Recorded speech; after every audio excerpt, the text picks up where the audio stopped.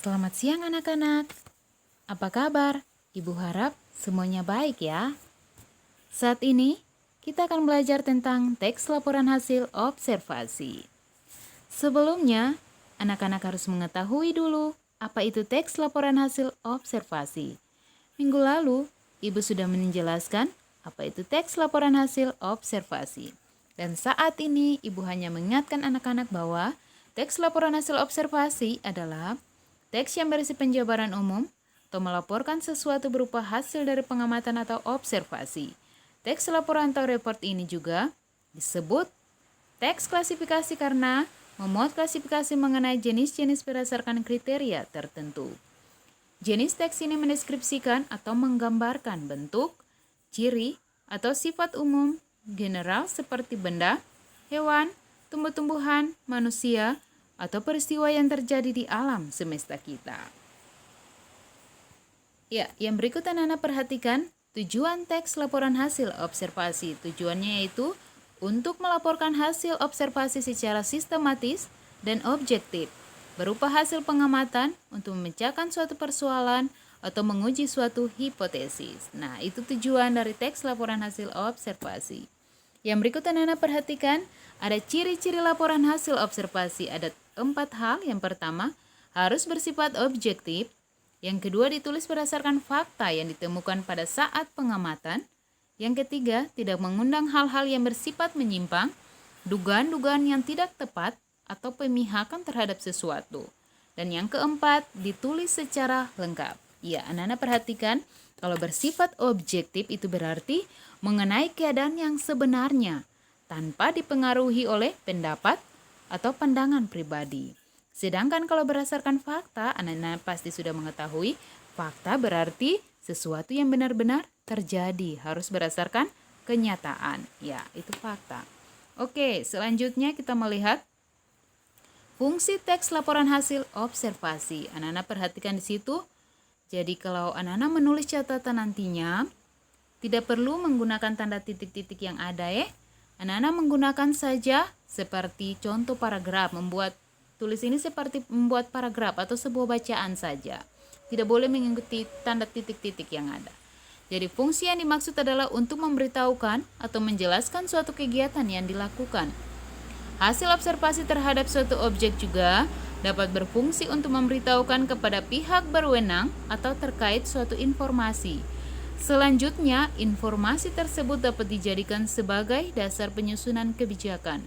Contohnya, dalam salah satu contoh teks laporan hasil observasi yaitu lingkungan.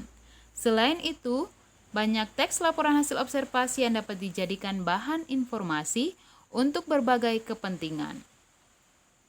Teks laporan hasil observasi secara umum juga berfungsi sebagai alat pendokumentasian suatu objek atau suatu kegiatan. Nah, yang berikut kita akan memperhatikan struktur teks laporan hasil observasi. Setiap teks pasti memiliki struktur atau unsur pembangun. Demikian pula dengan teks laporan hasil observasi. Jadi teks laporan hasil observasi ini disusun atas beberapa struktur. Yang pertama, pernyataan umum atau klasifikasi, yang kedua deskripsi bagian, dan yang ketiga deskripsi manfaat. Ya, anak-anak perhatikan di situ kalau pernyataan umum atau klasifikasi itu berarti berisi pengertian akan sesuatu yang dibahas. Jadi kalau pernyataan umum atau klasifikasi ini berisi bagian pembuka atau pengantar hal yang akan disampaikan. Bagian ini juga berisi hal umum tentang objek yang akan dikaji, menjelaskan secara garis besar pemahaman tentang hal tersebut. Itu merupakan pernyataan umum atau klasifikasi.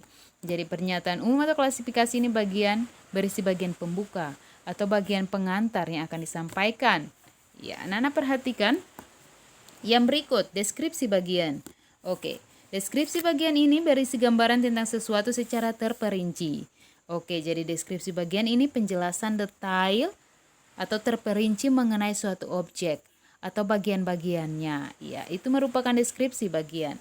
Yang berikut deskripsi manfaat. Ya. Kalau deskripsi manfaat ini berarti menunjukkan bahwa suatu objek yang diamati memiliki manfaat atau fungsi dalam kehidupan. Jadi deskripsi manfaat ini juga merupakan kesimpulan di mana berisi manfaat atau kegunaan dari objek yang diamati. Oke, itu merupakan struktur teks laporan hasil observasi.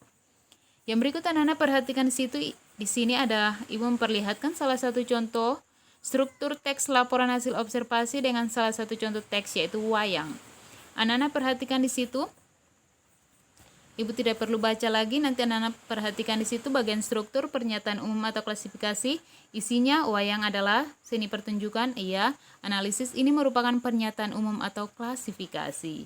Yang kedua, deskripsi bagian. Anak-anak perhatikan di situ juga di mana wayang dibagi menjadi beberapa bagian. Nah, itu merupakan deskripsi bagian di mana sudah menjadi penjelasan detail mengenai objek atau wayang tersebut, iya. Yang berikut juga, oke, masih sama deskripsi bagian, oke. Nah, ini yang terakhir yaitu deskripsi manfaat. Ya, anak-anak pasti ketika anak-anak membaca contoh ini, pasti anak-anak sudah memahami bahwa oh, wayang ini manfaatnya seperti ini dan sebagainya. Jadi itu merupakan struktur teks laporan hasil observasi. Oke. Selanjutnya, anak-anak perhatikan di situ ada salah satu contoh tugas. Tugas di mana nanti anak-anak membaca salah satu contoh teks laporan hasil observasi yang berjudul Mengenal Suku Baduy. Nanti Ibu meminta anak-anak membaca dan memahami bacaan ini, lalu anak-anak mengerjakan tugas yang ada. Di situ ada dua tugas. Yang pertama, apakah dalam teks laporan hasil observasi di atas terdapat pernyataan umum atau klasifikasi tentang hal yang diobservasi? Yang kedua, deskripsi bagian objek yang dilaporkan, dan yang ketiga, manfaat objek yang dilaporkan. Jadi soal yang pertama ini, apakah di dalam contoh teks ini, apakah struktur teks laporan observasinya ada atau tidak? Jelaskan. Yang berikut, apabila teks laporan hasil observasi tersebut tidak lengkap, lengkapilah isi teks laporan hasil observasi tersebut sehingga menjadi teks laporan hasil observasi yang lengkap. Jadi anak-anak ketika membaca teks ini, anak-anak perhatikan lengkapilah isi teks laporan hasil observasi. Yang diminta di sini isinya. Tadi di bagian atas itu anak-anak perhatikan strukturnya. Jadi ketika anak-anak membaca dan pahami teks ini, yang diminta itu harus melengkapi isinya. Ketika anak-anak melihat isinya belum lengkap, anak-anak harus melengkapinya. Seperti apa? Menambahkan bahasa-bahasa ingatan. Ingat, bahasa yang digunakan itu harus berkesinambungan.